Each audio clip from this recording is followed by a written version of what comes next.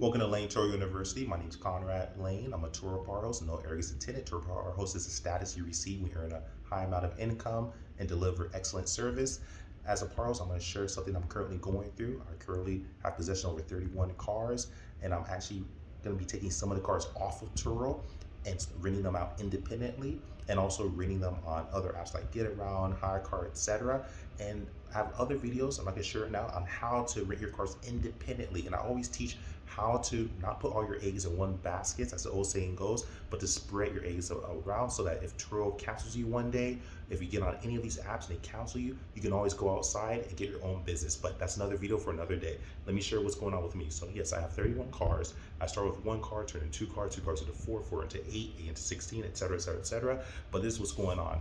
At this point, I realized having quite a bit of or high volume amount of cars, Turo's policy cannot sustain the level and the volume of cars and reservations that come in and out. I get a lot of reservations per day, which is a great solution to have, not a problem, great solution to have. And Turo is absolutely amazing. So please don't get what I'm saying and take it the wrong way. I'm not bashing Turo. I love Turo. I think Turo is an excellent marketplace. And if you want to make a lot of money, you definitely count Turo, one of the best companies, if not the best. But no one's perfect. No company's perfect. There's a few things I think that can change. Let me share some of my experiences. First and foremost, let me go into the policy and you'll see my perspective. There's a Turo host 30 grace, a Turo host no-show policy, and a Turo guest no-show policy. And what this stipulates is it gives you 30-minute grace period if you're a Turo guest or renter, and say you show up after 30 minutes or at 30 minutes, Turo host can cancel you and they still will be paid 75% of any trip up to 2 days. And any trip that's over 2 days, you earn 2 days of whatever the trip is. So if it's two days in 1 hour, you'll earn 2 days. If it's 3-day trip, you earn 2 days. If it's exactly at 2 days and not 1 hour, then you earn 75%. Anything under 2 hours, you earn 75% of whatever the trip fee is. So that's what you're paid as a penalty. There's a Turo host no-show policy as well, where you're penalized. You'll get an automated review. The Turo platform can actually ban you for it. And if you get enough of these on your record, you start losing money. You'll start losing $100 per each cancellation, which is super expensive. So you don't want to go down that route. And also, if you don't respond to messages, you might not have been aware of this. Maybe you do plan to show up, but if the guest, even if it's say their trip starts at 12 p.m. and say the guest reaches out to you at 11:30 and you don't respond, maybe you're cleaning the car, maybe you're thinking, hey, they can actually contact Turo. Turo can actually put you on this list where they give you maybe a set amount of time. If you don't respond, they cancel on the guest's behalf, get their full refund back, and then you actually get hit with a $100 host no-show fee, even though you it's not that you didn't show, you just didn't respond. So that's not clear in the policy, and that should be clear, is my opinion. But a lot of hosts, I talk to them almost on a daily basis or every other day, through phone, through text, through chat. It's hosts I know personally, and they're going through this quite a bit. So the problem is me having 31 cars, and for those that even I would say have 10 to 11 cars, are starting to see a real big problem with this policy. This is what happens when you typically call and want to cancel as a host. Say I'm a host and there's a renter who's late. Say they're 35 minutes late, right? Most people will be like, hey, you've already waited 30 minutes, might as well wait another 5 minutes. This is the problem. I'm the type of person where I've actually waited 2 hours, 3 hours for people. I really am that type of guy where, hey, maybe your plane's delayed, maybe you got sick, maybe you just got lost, whatever the case is, I'll work with you. The problem is as you start growing, you can't do this as much as you would like to. And it sucks. But this is the problem. Maybe if you have 1 car, 2 cars, 3 cars, maybe 5, 6 cars, you could wait around for people 2-3 hours. When you start getting 30 cars, 40 cars, 100 cars, 200 cars, 20 cars, even 15 to 16 cars, that 30-minute grace period starts to really destroy you. Because remember, that's a half an hour, 30 minutes. So if you have 30 cars and all 15 people are late, you just wasted 15 hours on waiting for people. You know what this does for you? Now, if you only have 1 car, you only waited half an hour. If you have 2 cars, you only waited an hour. If you have 4 cars and say 4 people were late, you only waited 2 hours. If you have 30 cars like myself, you just wasted over half a day. It's ludicrous. And it gets worse because you're supposed to wait 30 minutes. So the problem is this: if you wait the 30 minutes and then I have a guest say at 12:30 p.m. and the guest is late from 11:30 and I had to wait for them till 12, and say the next person's at 12:30 and I don't get there on time, they could cancel host no show and I get hit with $100. Or even worse, what if I have since I have multiple cars, what if I have all the reservations at the same exact time? What if they're all 11:30 and I only wait for this one other person and miss the other two people? Host no show again. I just lost $100 or $200 right there, and it gets your metrics. Or what about this? Even worse. What if you have one at 12 p.m., they're late, they don't show up until 12:35 p.m., and the next person starts at 12:30 p.m., and then now I go with them, they cancel as a host no show as well. It's a big problem because as you get more cars, the policy can't sustain or handle the more cars you have. And I think Turo, again, is an excellent company, but I think that needs to be fixed. I think the more cars you have, there needs to be a policy in place that, and hey, you got to show proof. I understand, maybe screenshot that you're waiting for this other guest. So that way, hey, if you're late to your other guest, you're not penalized. Because this is what happens. There's so many hosts that are angry about this. And what they tell me, and what I've been through as well, is that they'll wait for this person. And then the person shows up, say, 35 minutes later, 40 minutes later, an hour later. They go to the next one, and the other person just cancels on them because they weren't there on time. As a host no show, they lose the whole pay. They wasted time cleaning the car, taking their time to clean it, take care of it, sanitize it. So you're supposed to sanitize before every trip, certification that you're supposed to do.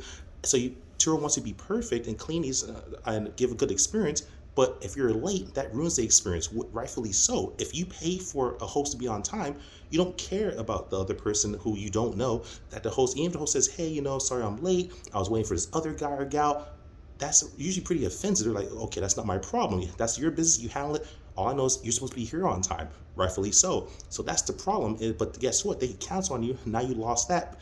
And most of the time when you call in, at least when I've called in, other hosts told me this too, Tour reps will say, hey, can you just wait another 5 minutes? Not really a big deal. Yeah, you waited 30 minutes, wait another 5 minutes. The problem is this.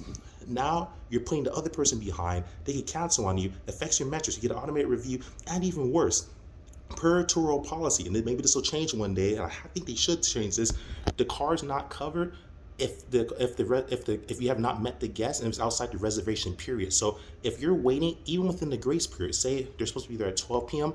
and they're running late, and your car gets hit while waiting for them, it's not covered by Turo insurance. Good luck. And if they drop off the car without you knowing and you're not there, which has happened to me and many other hosts, and it gets in an accident or stolen or compromised or broken into, you're not covered. Tough luck, Chuck. That's about it. So it's not very cut and dry. A lot of hosts aren't aware of this, is that when Turo, the reps tell you, hey, can you wait an extra 5 minutes, an extra 10 minutes? You say, hey, I would love to, but will you protect my metrics if I'm late to my next trip? And better yet, will you cover my car if it's damaged while waiting? If they say no, be like, hey, that's your answer. I would love to stay there. You're making me feel bad. There's a lot of times hosts tell me that the reps will give them a hard time, and make it matters worse, the hosts take over 10, 20 minutes to get back in to cancel a reservation. Now they're taking too long, and now the guest is waiting longer, becoming more frustrated. If you have canceled it, they can at least have Turo reach out to them to rebook them with another host, and you could go on to your next trip. Now you're held up. Now you're still late to your next one, as you're waiting for Turo on the phone. If you hang up, they're not going to take care of it. So it's this whole perpetual cycle of dysfunction where you are following the policy. The policy says 30 minutes. You call exactly 30 minutes, say, I'm canceling it. They see, hey, the guest just messaged you. They'll be there in 5 minutes or 10 minutes or 1 minute away. Yes, but if my car gets hit, it's going to be total loss. It's going to be stolen.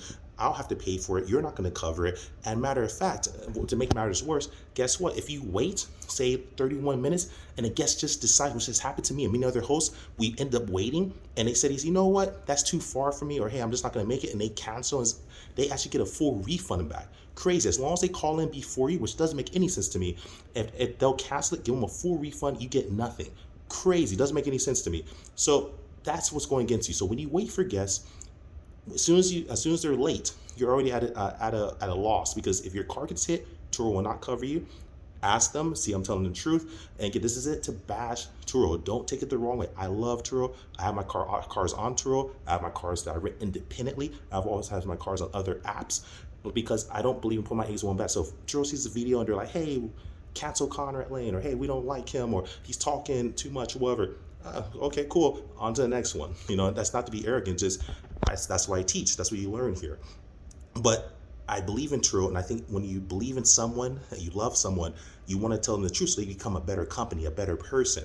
And Turo has so much potential. Turo is the best, in my opinion. So even if they like this video or not, I'm just telling the truth. This is my own experience. I'm being honest, I'm not being biased. I keep saying I love Turo. I'm not bashing them, but I am telling the truth. That is the policy. Read the policy, ask them, challenge it. Say, hey, next time a Turo rep, this happens all the time. When you try to cancel, even if it's 30 minutes, you're following the policy, Turo will say, hey, can you wait one extra minute?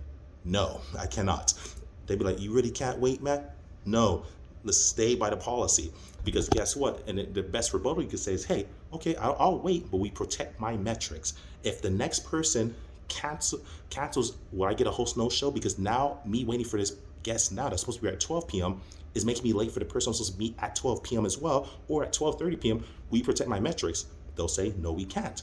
Okay, then I can't wait. Also, if my car gets hit while waiting for this person, will you cover my car? Will it be insured? No. Okay, that's my answer as well. That's the way the methodology and the strategy to use, because it's not that you don't want to wait for someone. It's that, hey, if something happens to me, I'm not protected. So that's the reality of it. And they're going to say, tough luck, Chuck. So do your best to get that figured out. And as you start growing, you start realizing that waiting 1 hour for someone, half an hour to someone, even if you want to, it's just not conducive for success. It's not fiscally wise, and you can actually destroy yourself. It just takes one accident, someone to hit your car while you're waiting for someone. One time your car's stolen, you get robbed. It happens. I'm in LA and I love LA. The weather's amazing, but there's a $0 bill out now where at this point, maybe that'll change. If you actually commit a crime, you're not taken to jail. You're not even apprehended. You just have to sign a ticket and show up in court. Ridiculous. So if you love arson and crime and everything, you come into LA and probably get away with it. So we have a lot of crime going on. I have a service that assists me with towing my cars. Like I said, I have 31 cars. So I'm not always there. So I just meet the people, have my cars towed, and they meet with the host. So that's a smooth way I do it, where I have a service that picks up my car, delivers to the guest, and then I just show up and meet them in a second car.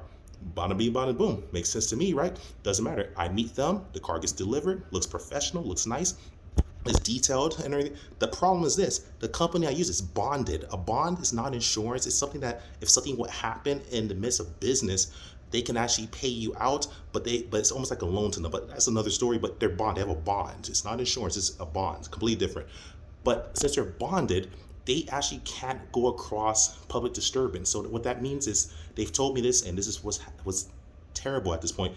When there's crime going on, they have a radio. If there's radio frequency of a fire, like arson or fire in the area, or if there's police block off, they cannot deliver the car. I know it sounds crazy. And a matter of fact, if they have to take another route, they can charge me for that. So it just does become fiscally responsible. This is a secret, I'm sure. There's one of the ways, as even if you're one person, two people, you start getting services to deliver your cars for you. So now you have your cars, they get picked up and dropped off. I'm gonna teach you guys a lot, but the point is, I'm delegating everything to other people. I have my team, and they pick up cars for me, but they can't legally do it because they're bonded and it's against the contract. So what's going on?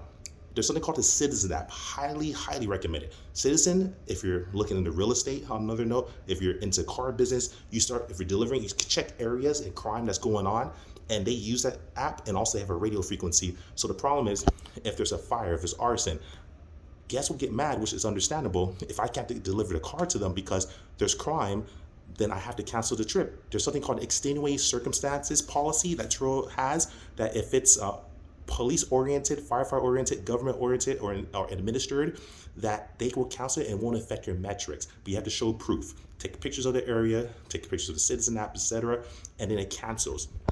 I've been doing that, and yeah, it won't affect my metrics, supposedly, right? But the problem is that it's just not good for business. There's too much crime, too many things going on that I can't control. That's why it's called extenuating circumstances policy. It's something that's out of my control, so it's not supposed to affect your metrics. There's no malice or intent, but that's what's going on. So this is kind of like a rat mixed in with strategy, mixed in with a lesson on a par host thinking. You might not know what it's like to be a par host. There's a lot of money, and it's completely worth the headache. But I'm just letting you know that it's not easy though. It starts, especially if you're one person. A lot of these people that have 100 cars, 200 cars, 30, 40 cars have like at minimum 6 to 7 people, family members, people helping them out. They're usually dealerships. I'm one dude myself doing this. You could do it too. You can be better than me, but I'm just letting you know it's worth the money.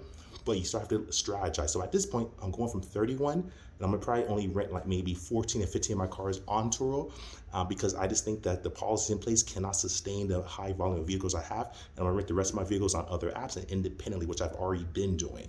So that's just one of my strategies, Parho's thinking. So I love you guys. Like, subscribe, share. Follow me on Instagram, Conrad Layn. Conrad Layn out. Peace.